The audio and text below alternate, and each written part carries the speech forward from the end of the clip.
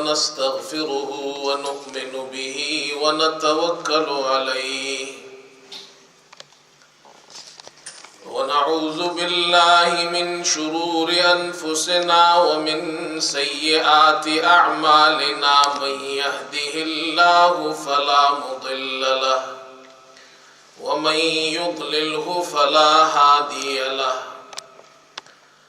ونشهد أن لا إله إلا الله وحده لا شريك له ونشهد أن سيدنا وحبيبنا ومولانا محمدا عبده ورسوله صلى الله تعالى على خير خلقه محمد وآله وأصحابه أجمعين أما بعد فأعوذ بالله من الشيطان الرجيم بسم الله الرحمن الرحيم لقد من الله على المؤمنين إذ بعث فيهم رسولا من أنفسهم يتلو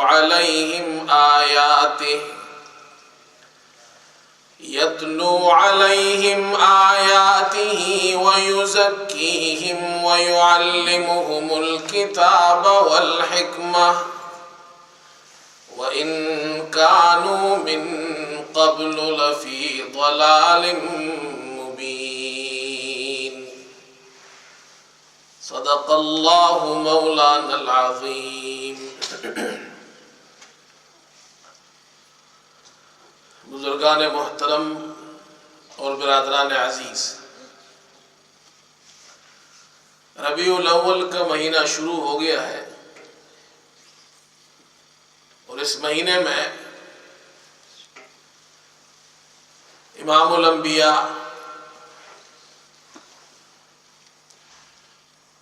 رسول کریم صلی اللہ علیہ وسلم کی ولادت ہوئی ہے.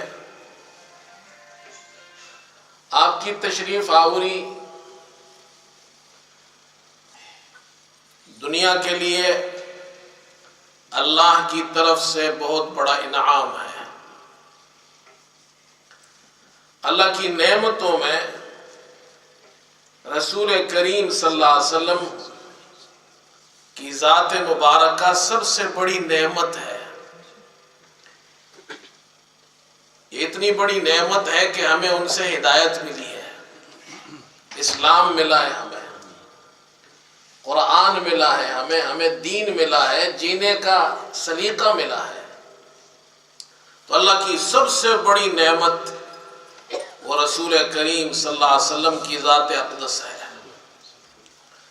اللہ تعالیٰ نے اپنی اس نعمت کا اور اس احسان کا ذکر قرآن میں فرمایا.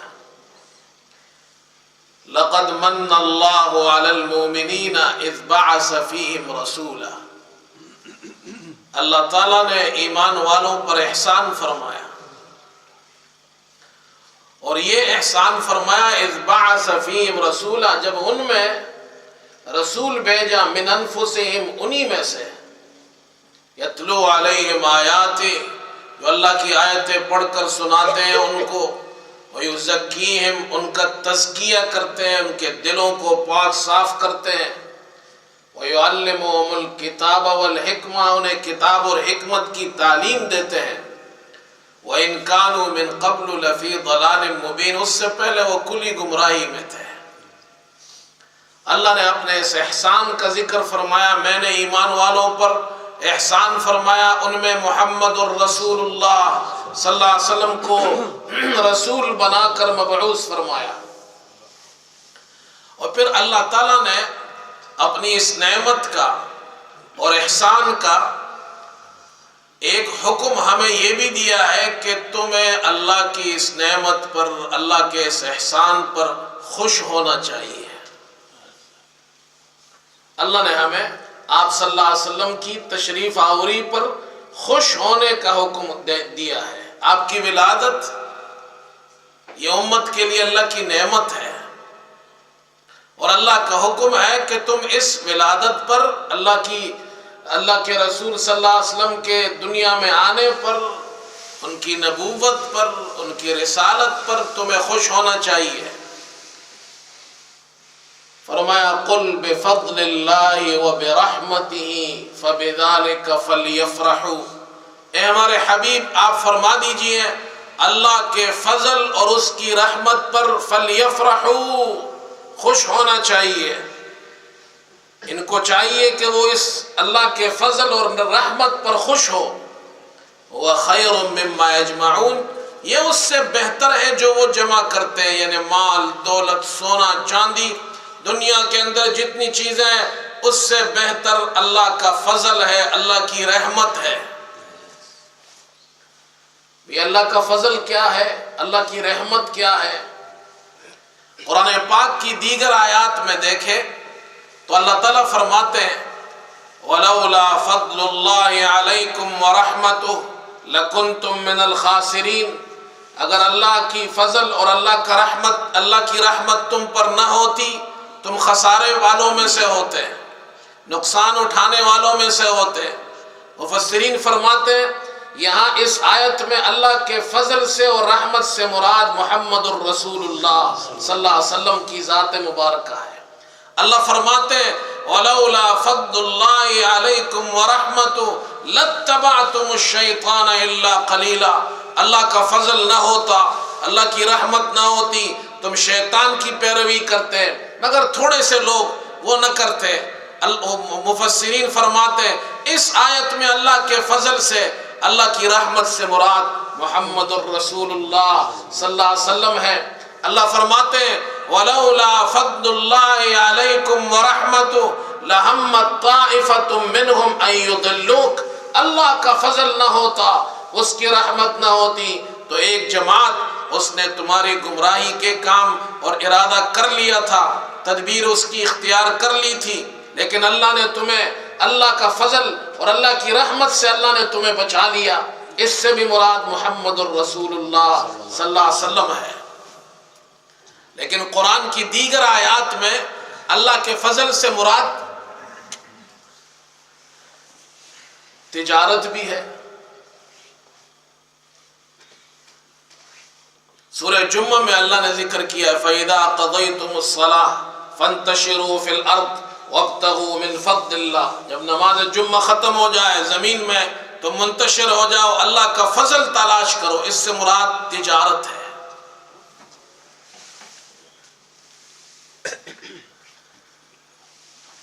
اس لیے علماء فرماتے ہیں کہ اللہ کے فضل سے مراد قرآن میں محمد صلی اللہ علیہ وسلم بھی ہے، اللہ کے فضل سے مراد تجارت بھی ہے، اور اللہ کے فضل سے مراد خود قرآن بھی ہے، کیونکہ اس آیت میں اس سے پہلے قرآن کا ذکر ہے یا ایھا الناس قد جاءتکم موعظۃ من ربکم وشفاء لما فی الصدور وہدی ورحمۃ للمؤمنین، انسانوں تمہارے پاس اللہ کی طرف سے موعظہ، نصیحت والی کتاب آ گئی جو سینوں کے لیے شفا ہے، اللہ کی ہدایت ہے اور رحمت ہے ایمان والوں کے لیے۔ پھر فرمایا اللہ کے فضل اور رحمت پر خوش ہونا چاہیے۔ لیکن حضرت تھانوی رحمت اللہ علیہ فرماتے ہیں کہ اللہ کے فضل سے اور رحمت سے مراد حضور اکرم صلی اللہ علیہ وسلم کی ذات مبارکہ کو لینا چاہیے کہ وہ اصل ہے، انہی کے طفیل اللہ نے ہمیں دینی اور دنیاوی فضل اور رحمت عطا فرمائی ہے۔ حضور کے ہاتھوں سے ہمیں قرآن بھی ملا، حضور کے ہاتھوں سے ہمیں دین ملا، حضور کے ہاتھوں سے اسلام ملا، حضور کے ہاتھوں سے تجارت کرنے کا طریقہ ملا، حلال حرام کی تمیز ملی۔ اس لیے اللہ کا فضل اور اللہ کی رحمت محمد الرسول اللہ صلی اللہ علیہ وسلم کی ذات مبارکہ ہے۔ اللہ فرماتے ہیں اس پر خوش ہونا چاہیے، اس پر خوش ہونا چاہیے۔ کوئی ایسا مسلمان ہوگا جو اللہ کے رسول صلی اللہ علیہ وسلم کی تشریف آوری پر خوش نہ ہو؟ ہر مسلمان ہوگا۔ اب خوشی کسے کہتے ہیں؟ ایک لفظ ہے فرح، خوشی، جو اللہ نے قرآن میں کہا فَلْيَفْرَحُوا، انہیں خوش ہونا چاہیے، ایمان والوں کو، مسلمانوں کو محمد صلی اللہ علیہ وسلم کی تشریف آوری پر خوش ہونا چاہیے۔ ایک ہے خوشی، اس کو عربی زبان میں کہتے ہیں فرح، جس کو آپ انگلش میں کہتے ہیں ہیپینس، ریجوائس، اس کو عربی میں کہتے ہیں فرح، خوش ہونا۔ اور خوشی کا تعلق دل سے ہے، خوشی کا تعلق دل سے ہے۔ تو فرح کس کو کہتے ہیں؟ لذت فی القلب بادراک المحبوب، آپ کا محبوب مل جائے تو دل کے اندر خوشی ہو۔ اور ایک ہے خوشی منانا، اس کو عربی زبان میں کہتے ہیں احتفال، انگلش میں کہتے ہیں سیلیبریشن۔ سیلیبریشن کرنا، خوشی منانا، دونوں میں فرق ہے، خوش ہونے میں اور خوشی منانے میں۔ خوش ہونے کو کہتے ہیں ہیپینس اور خوشی منانے کو کہتے ہیں سیلیبریشن۔ عربی میں خوش ہونے کو کہتے ہیں فرح اور خوشی منانے کو کہتے ہیں سیلیبریشن۔ اللہ نے خوش ہونے کا حکم دیا ہے، اللہ نے کہا فَلْيَفْرَحُوا، اللہ نے یہ نہیں کہا فَلْيَحْتَفِلُوا، خوشی مناؤ، دونوں میں فرق ہے۔ اور حضور صلی اللہ علیہ وسلم کی زندگی، پوری زندگی ہمارے لیے خوشی کا باعث ہے، صرف آپ کی ولادت نہیں، آپ کے بچپن بھی، آپ کی جوانی بھی، آپ کا لڑکپن بھی، آپ کی بڑی عمر بھی، آپ کا سفر بھی، آپ کا حضر بھی، مکے میں مکی زندگی بھی، مدنی زندگی بھی، آپ کی چلنا پھرنا اٹھنا بیٹھنا، سب ہمارے لیے خوشی کا ذریعہ ہے۔ اور آپ کی زندگی کتنی بڑی ہے، اللہ اکبر، کتنی اللہ کی نعمت ہے۔ اللہ نے قرآن پاک میں دیگر انبیاء کا بھی ذکر کیا، ان کی زندگیوں کا بھی ذکر کیا، ان کی حیات کا بھی ذکر کیا، لیکن بعض حالات کا ذکر کیا۔ حضرت یحییٰ علیہ السلام کی ولادت کا ذکر قرآن میں ہے، وَسَلَامٌ عَلَيْهِ يَوْمَ وُلِدَ وَيَوْمَ يَمُوتُ وَيَوْمَ يُبْعَثُ حَيًّا۔ حضرت عیسیٰ علیہ السلام کی ولادت کا ذکر کیا، وَالسَّلَامُ عَلَيَّ يَوْمَ وُلِدْتُ وَيَوْمَ أَمُوتُ وَيَوْمَ أُبْعَثُ حَيًّا۔ حضرت مریم کی پیدائش کا ذکر کیا، ان کی اماں نے اللہ سے نظر مانی تھی، رب انی نذرت لک ما فی بطنی محررا، اللہ جو میرے پیٹ میں بچہ ہے تیرے نام پر میں نے آزاد کر دیا، میری دعا قبول فرما۔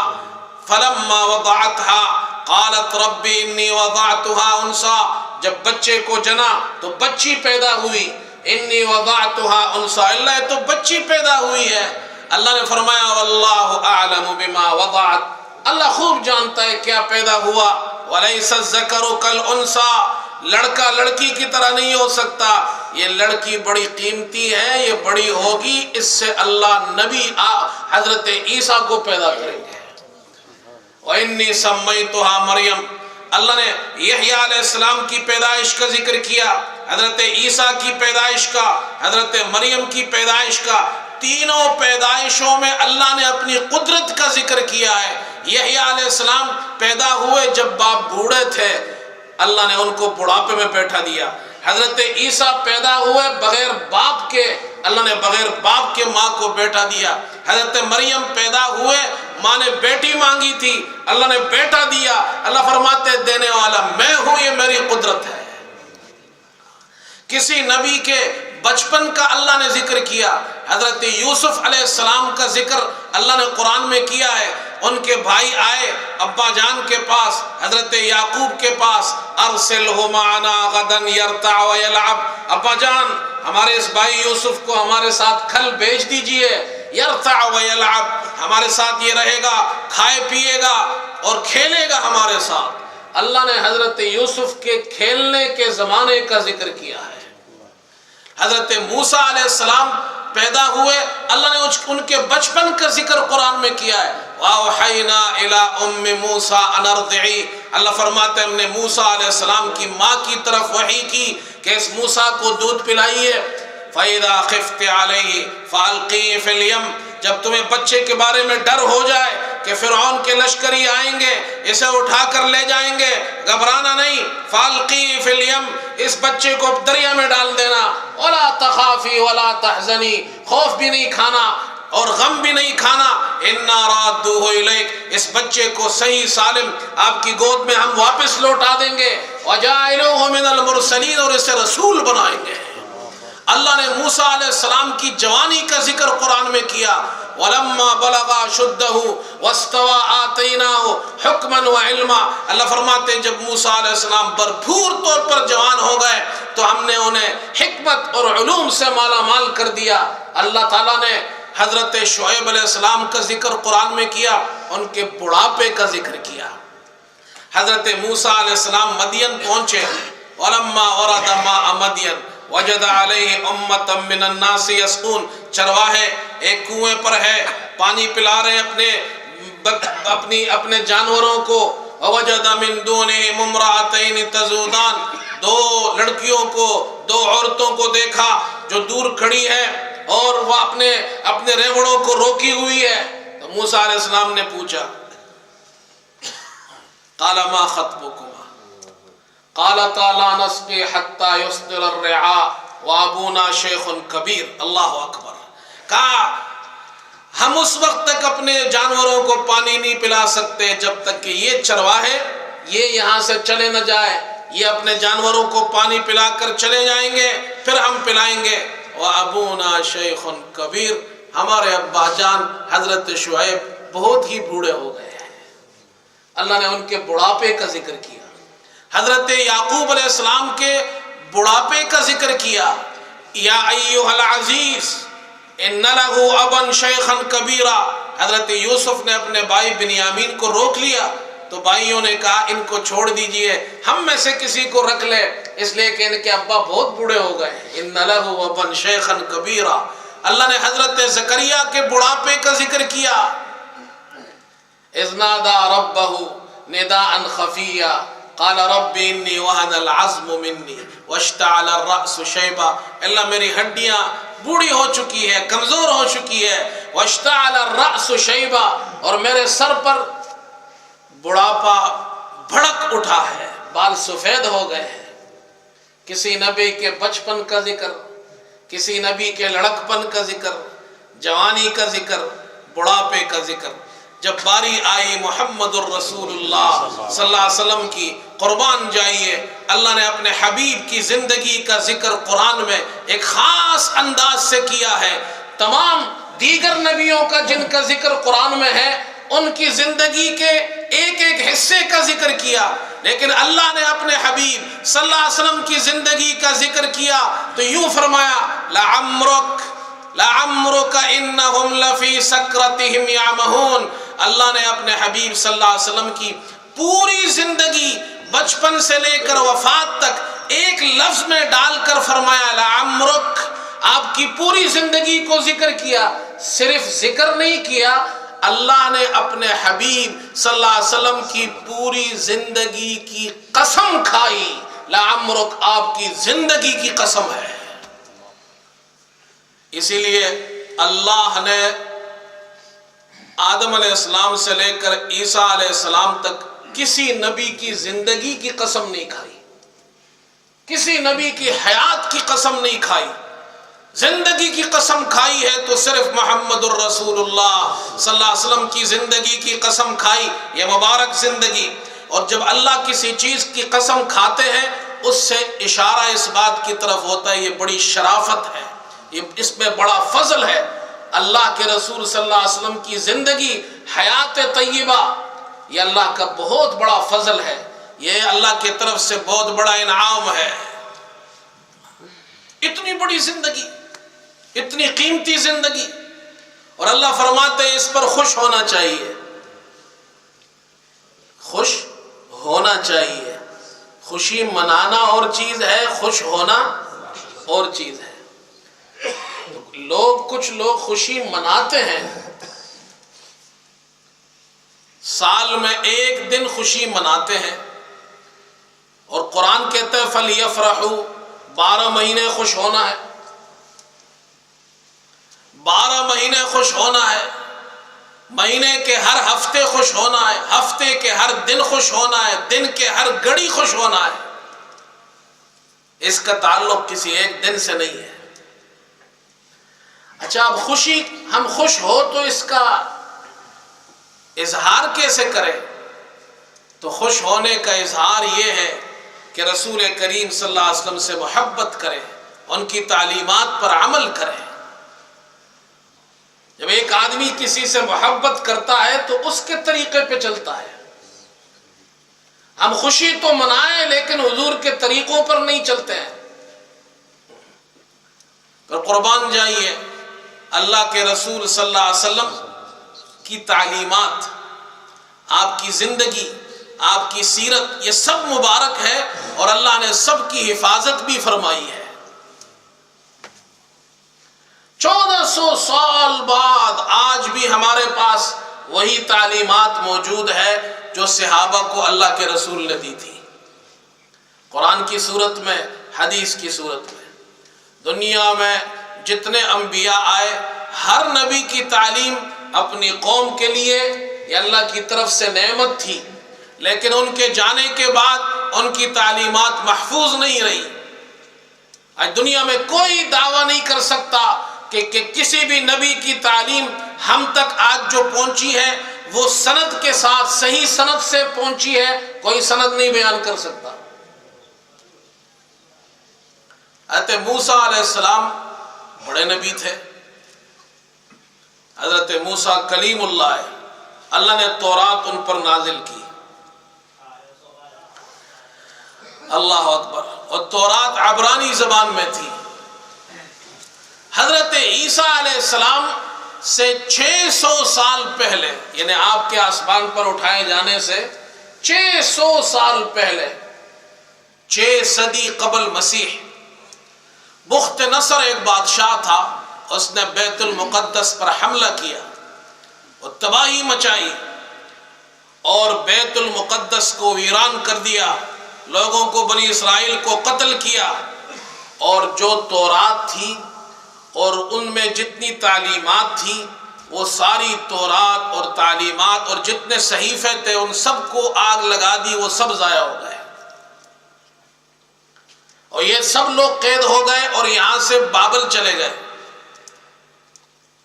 1 صدی بعد، 5ویں صدی قبل مسیح کو یہ لوگ رہا ہو کر پھر آئے بیت المقدس۔ حضرت عزیر علیہ السلام بھی ساتھ تھے۔ حضرت عزیر علیہ السلام نے موسیٰ علیہ السلام کی تاریخ لکھنا شروع کی، بزرگوں سے حالات معلوم کرنا شروع کیے، تورات کے بارے میں، ان آیات کے بارے میں جو علم ملا وہ بھی لکھنا شروع کر دی۔ پھر ایک کتاب تیار ہو گئی، پھر اس میں دیگر انبیاء کے صحیفے بھی ملانے شروع کیے۔ 400 سے لے کر 200 صدی قبل مسیح تک دیگر انبیاء کے صحیفے لکھے گئے، لوگوں نے لکھے جن کے بارے میں علم نہیں کس نے لکھے۔ حضرت عیسیٰ علیہ السلام سے 30 سال پہلے، یعنی ان کے آسمان پر اٹھائے جانے سے 30 سال پہلے، ایک شخص نے حضرت یونس علیہ السلام کے نام پر کتاب لکھی۔ کتنے سال پہلے؟ 30 صدی قبل مسیح، یعنی 30 سال قبل مسیح۔ اور حضرت یونس علیہ السلام وہ 800 صدی قبل مسیح کے پیغمبر ہے، نبی ہے۔ کتاب لکھنے والا لکھ رہا ہے تقریباً 770 سال بعد۔ دوسری کتاب ہے زبور، داؤد علیہ السلام پہ اللہ نے نازل کی، ان کی وفات کے 500 سال بعد زبور لکھی گئی۔ ان میں زیادہ تر اشعار ہیں اس کتاب میں، اس میں 100 دیگر شاعروں کی نظمیں بھی شامل کی گئی۔ تورات عبرانی زبان میں تھی، یونانی زبان میں منتقل ہو گئی۔ اور عیسیٰ علیہ السلام کے آسمان پر اٹھائے جانے کے 70 سال بعد پھر ایک اور بادشاہ تھا، رومی بادشاہ، اس نے پھر بیت المقدس پر حملہ کیا اور تباہی مچائی. جو تورات ان کے پاس تھی وہ بھی ضائع ہو گئی. اور پھر 200 صدی بعد یعنی دوسری صدی عیسوی میں یہود کے علماء نے پھر عبرانی زبان میں تورات لکھنا شروع کی، وہ مسودات جو بچے ہوئے تھے ان کی مدد سے. یہ میں نے مختصر ایک تاریخ پیش کی ہے. آپ اس پوری تاریخ میں دیکھیں، آپ کے پاس کوئی سند نہیں ہے کہ ہم تک موسیٰ علیہ السلام کی یا دیگر انبیاء کی تعلیم کن واسطوں سے پہنچی ہے. کوئی سند آپ کے پاس نہیں ہے. انجیل کو دیکھ لیجئے، حضرت عیسیٰ علیہ السلام کی زبان آرامی زبان تھی. آرامی زبان میں گفتگو کرتے تھے، ان کے شاگرد بھی اسی زبان میں گفتگو کرتے تھے. اور انجیل میں اللہ کی آیتیں بھی تھی. انجیل بعد میں لکھی گئی، آرامی زبان میں نہیں، وہ یونانی زبان میں بعد میں لکھی گئی. لکھنے والوں نے اس میں عیسیٰ علیہ السلام کی جو تعلیمات تھی وہ بھی، اور ان کی سیرت اور جو اللہ کی آیات تھی سب کو اکٹھے کر دیا. 70 سال بعد لکھی گئی. یہاں تک کہ ایک وقت ایسا آیا کہ 70 انجیلیں لکھی گئی، مختلف لوگوں نے لکھی، 70s. اور ان میں سے جو ان کے پیشوا تھے، جو بڑے بڑے علماء تھے، انہوں نے صرف 4 چوز کی.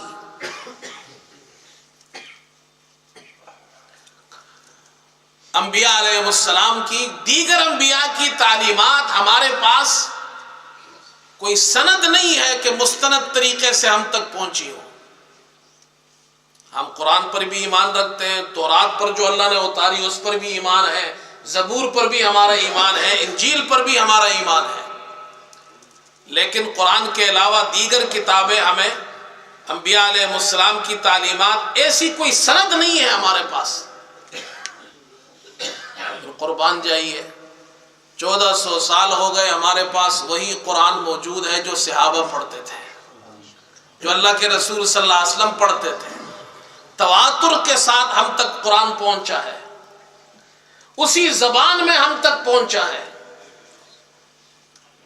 پھر حضور صلی اللہ علیہ وسلم کی سیرت مبارکہ، آپ کی تعلیمات، آپ کے حیات طیبہ جو احادیث کی صورت میں ہم تک پہنچا ہے.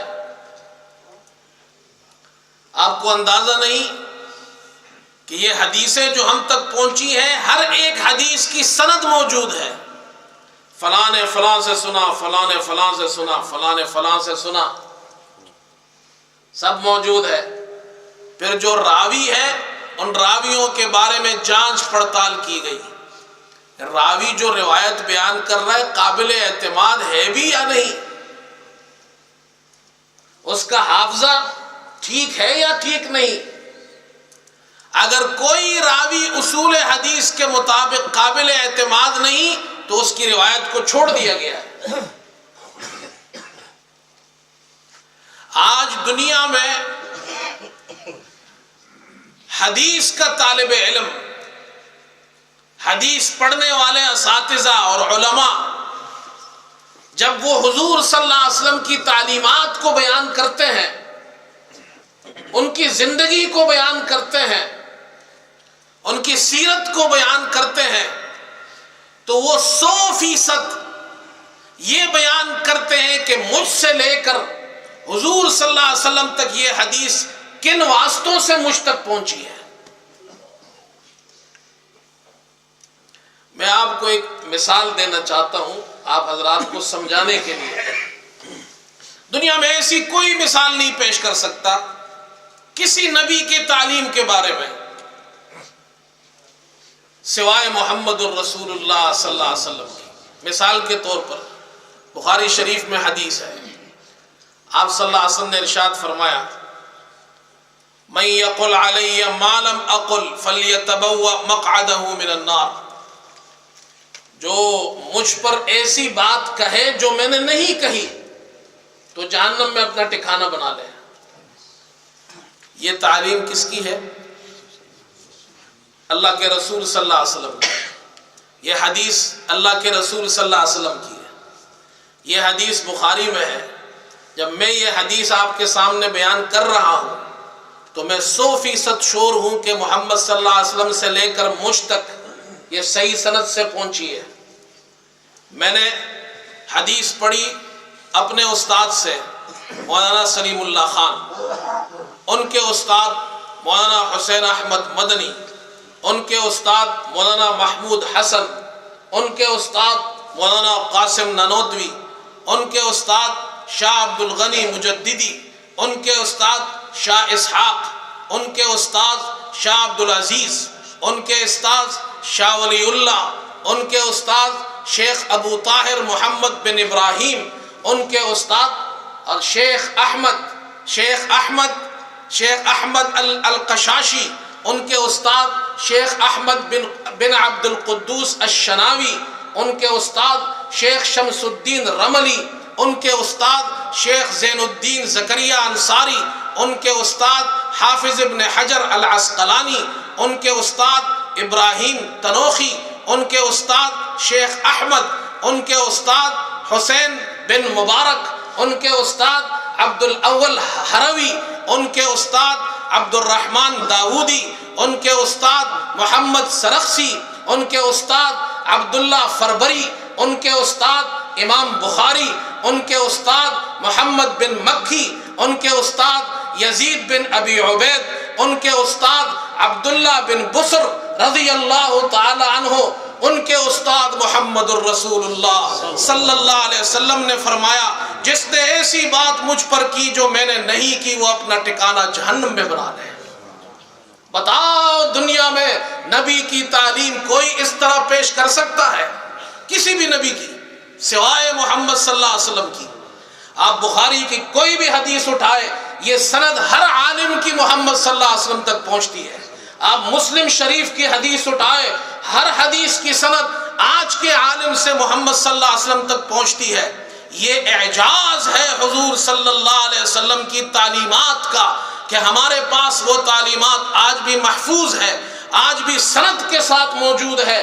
ہم 100% یقین سے کہہ سکتے ہیں کہ یہ تعلیم ہم تک محمد صلی اللہ علیہ وسلم کی تعلیمات ان واسطوں سے ہم تک پہنچی ہے۔ کسی اور نبی کی ایسی تعلیم اس سند سے کوئی نہیں بیان کر سکتا ہے۔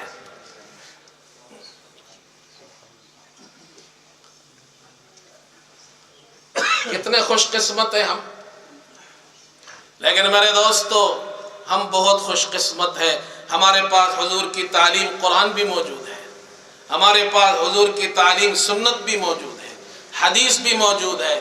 ہم بڑے خوش قسمت ہے، یہ امت بڑی خوش قسمت ہے، اس کے پاس اللہ کے رسول صلی اللہ علیہ وسلم کی تعلیمات محفوظ ہاتھوں سے پہنچی ہے۔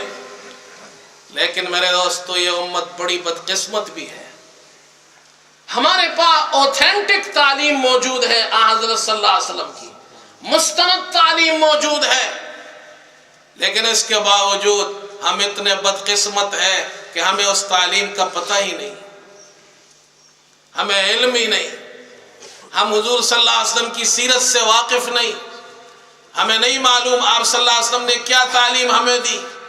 ہم قرآن پڑھتے ہیں لیکن قرآن ہمیں سمجھ میں نہیں آتا، ہمارے پاس وقت نہیں کہ ہم آپ صلی اللہ علیہ وسلم کے ارشادات کو پڑھیں، احادیث کو پڑھیں۔ ہم اخبار پڑھتے ہیں، میگزین پڑھتے ہیں، ٹی وی دیکھتے ہیں، اس میں خبریں سنتے ہیں، ٹاک شوز سنتے ہیں، ریڈیو سنتے ہیں، گھنٹوں سنتے ہیں، دنیا کی دیگر کتابیں پڑھتے ہیں، لیکن جو 100% ہم تک حضور صلی اللہ علیہ وسلم کی مستند تعلیم پہنچی ہے اس کے لیے ہمارے پاس ٹائم نہیں ہے، نہ ہمارے بچوں کے پاس ٹائم ہے۔ میں اس دن بھی میں نے کہا تھا، آج بھی آپ سے کہتا ہوں، ہم اپنے بچوں کو گفٹ دیتے ہیں، تحفے دیتے ہیں،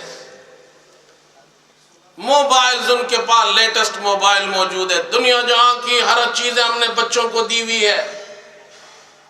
کیا ہم نے کبھی یہ زحمت کی ہے کہ ہم جب لندن جاتے ہیں، برمنگھم جاتے ہیں، مانچسٹر جاتے ہیں، جہاں اسلامک شاپس ہے، وہاں حضور صلی اللہ علیہ وسلم کی سیرت کی کتاب انگلش میں بھی ملتی ہے، اردو میں بھی ملتی ہے، عربی میں بھی ملتی ہے، دنیا کی ہر زبان میں ملتی ہے، 4-5 پاؤنڈ میں ملتی ہے۔ کبھی ہم نے یہ زحمت کی ہے کتاب خرید کر میں خود پڑھوں، میں اپنے بچے کو دوں، اپنی بچی کو دوں؟ 1-1 2-2 پاؤنڈ پہ کتابیں ملتی ہے۔ انبیاء علیہ السلام کی جو تعلیمات قرآن میں ہے وہ بھی مستند ہے، اس لیے کہ قرآن ہمیں مستند طریقے سے ملا ہے۔ موسیٰ علیہ السلام کی تعلیمات قرآن میں ہے، ابراہیم علیہ السلام کی ہے، عیسیٰ علیہ السلام کی ہے، ان پہ کتابیں لکھی ہے۔ کیا ہم اپنے بچوں کو یہ گفٹ نہیں دے سکتے؟ کیا ہم اپنے بچوں کو گفٹ نہیں دے سکتے؟ ابو بکر صدیق رضی اللہ عنہ کی لائف پڑھے، حضرت عمر کی لائف پڑھے، حضرت عثمان و علی کی لائف پڑھے۔ کیا ہم اپنی بچیوں کو حضرت خدیجہ کی سیرت نہیں پڑھا سکتے؟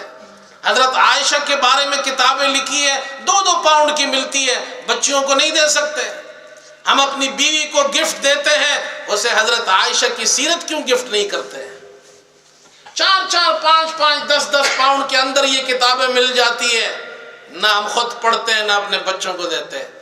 پھر دعویٰ کرتے ہیں ہمیں اللہ کے رسول سے عشق ہے، جو 4 پاؤنڈ 5 پاؤنڈ 2 پاؤنڈ نہ خرچ کر سکے، کیسا عشق ہے بھائی؟ قرآن ہم پڑھیں، ہمیں ترجمہ پڑھنا نہیں آتا، نہ ہم اس کے لیے وقت نکالیں، کیسا عشق ہے؟ ربیع الاول کے اندر حضور صلی اللہ علیہ وسلم پیدا ہوئے، لائٹیں لگانا بہت آسان ہے میرے دوستو، بہت آسان کام ہے، آپ کو کچھ کرنا نہیں پڑتا، آپ کو کتاب نہیں پڑھنی پڑتی، قرآن نہیں پڑھنا پڑتا، حدیث نہیں، لائٹیں لگانی ہے، آسان ہے۔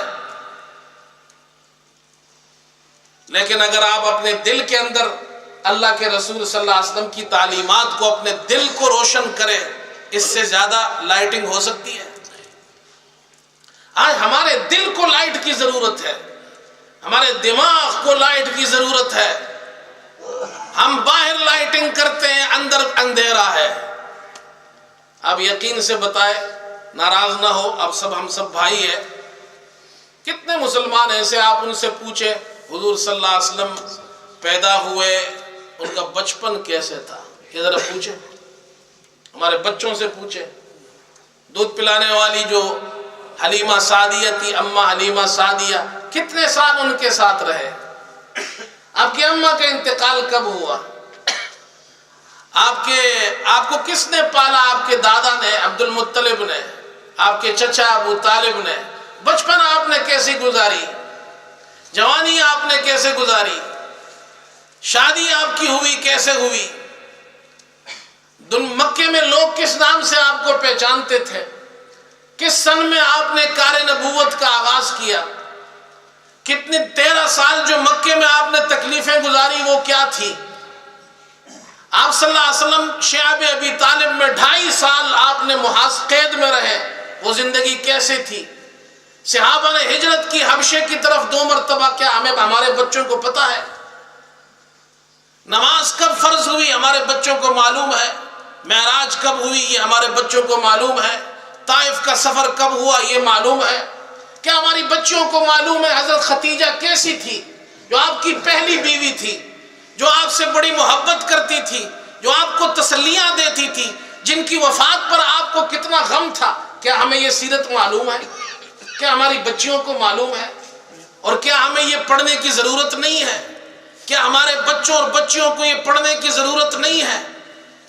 میرے دوستو، ربیع الاول کا سب سے بڑا میسج یہ ہے، یہ کتابیں آج ہر جگہ اویلیبل ہے، کسی بھی اسلامک شاپ پر چلے جائے، The life of the Prophet Muhammad صلی اللہ علیہ وسلم، The life of Abu Bakr رضی اللہ عنہ، عمر، عثمان، علی، عائشہ، خدیجہ، صحابہ، تابعین، امام ابو حنیفہ، امام مالک، امام احمد، امام شافعی، ہر ایک کی کتاب آپ کو ملے گی۔ خود بھی پڑھو، اپنے بچوں کو بھی پڑھاؤ۔ یہ پیغام ہے ربیع الاول کا، میسج ہے ربیع الاول کا۔ اگر ہم نے اس مہینے میں ایک کتاب خرید لی، The Life of the Prophet، پہلے خود پڑھے، پھر اپنے گھر والوں کو ہم دیں، پھر اپنے بچیوں کو دے، اپنے بچوں کو دے. جب ان کے اندر محمد صلی اللہ علیہ وسلم کی لائف کو وہ پڑھیں گے، سمجھیں گے، محبت پیدا ہوگی تو سنتوں پہ عمل بھی کریں گے. اللہ ہمیں عمل کی توفیق عطا فرمائے. وآخر دعوانا الحمدللہ رب العالمین.